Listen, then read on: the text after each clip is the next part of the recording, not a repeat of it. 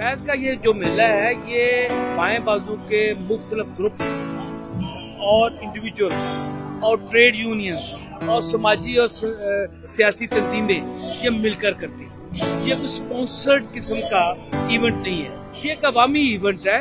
इसमें कोई मल्टीनेशनल कंपनियों की स्पॉन्सरशिप नहीं है।